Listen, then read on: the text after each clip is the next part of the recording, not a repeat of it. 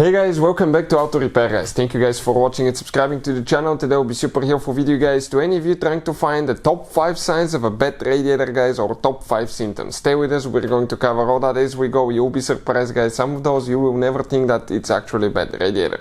Before we start, let me introduce you a little bit to the channel. Every single car we get at the garage, we try to make at least 200 to 300 free repair videos.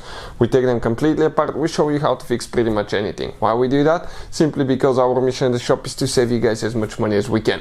All we need in return, please subscribe to the channel, like the video, that way we can keep providing this free information.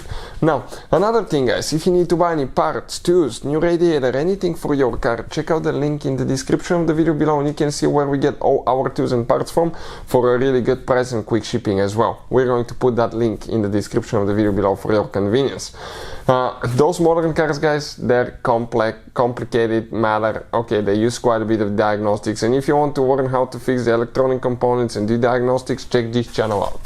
Electrical Car Repair Live guys. We created that channel to save you even more money, so please check it out. Now, with all that being said, okay, we have that Hyundai right here now, but doesn't matter what car it is, okay, the procedure is about the same. This is guys our radiator. Okay, that radiator, okay, let me just put it here, okay, so you can see it. Okay, this is the radiator. Now, that radiator is not usually the only radiator on your car guys. You usually have 2 or 3 of them. Okay, and you want to know and you wonder why. Okay, let's explain that now. Now, that radiator being removed, you will see there is another radiator. This is known as the AC condenser.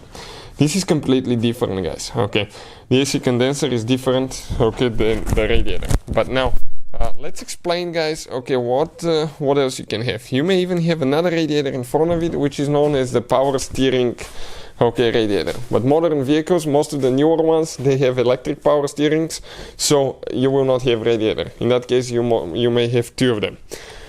And let's explain now. Okay, in some cases you may even have a separate transmission radiator, but most of them are integrated in one thing now.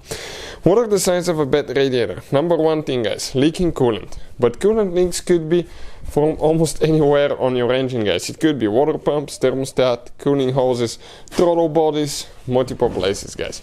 So you gotta make sure that the coolant leak is coming from underneath the radiator. Remove all the splash shields under the engine and see where that coolant leak is coming from. If it's from radiator, most likely you have a bad radiator. Number 2 guys, you may get a light, okay, that you're low on coolant. If you do that guys, always check to make sure you're not leaking coolant. Okay, add coolant and see if the light comes on, you have a problem, so you need to fix it. It doesn't mean it's a radiator, it could be even a head gasket internal problem that can cause the loss of coolant. Now, another thing guys, okay, number 2, you can notice that your car is actually overheating. This could be due to a bad radiator. You want to know why? Okay, let's say it's not leaking, it's not broken, it's not cracked, but what can cause that car to overheat? The radiator has very small fine passages. You can see those lines right here. That's where the coolant goes through.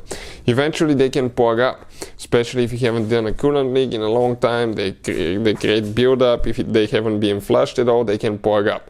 As a result, their cooling capacity will decrease quite a bit, and that can lead to overheating guys.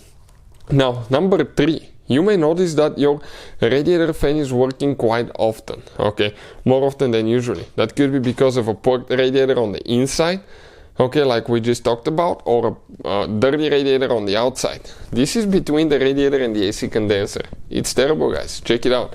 All that buildup is there and you don't even know about it because it's between the 2 parts. So once in a while get a hose with a high pressure nozzle, not a power steering, but just a regular garden hose with a high pressure nozzle, and clean the radiators through the grill usually on your car. Try to do it, okay, that can improve, okay, the cooling capacity quite a bit. Number 4 guys, number 4, if you have transmission fluid or transmission fluid in the coolant, or coolant in the transmission fluid guys, okay, the problem could be the radiator. Why? Because you can see those are the transmission lines that attach, okay, to the radiator. So the transmission fluid is being cooled by that radiator. Some of the passages here are for the transmission fluid, and if it cracks internally, okay, those 2 can mix. So you can have coolant in the transmission fluid, or fluid in the transmission or transmission fluid in the coolant guys. So it could happen. Number 5, your car just started shifting funny, okay, acting up. Okay, it could be due to the fact that actually you have a crack, internal crack, and the coolant and the transmission fluid mixed, and coolant got in your transmission. Now that's, guys, funny shifting transmission because of that. So if you suspect any of those, always, guys, check if it's on the radiator. Hopefully, guys, the video will be helpful. Thank you for watching and see you next time.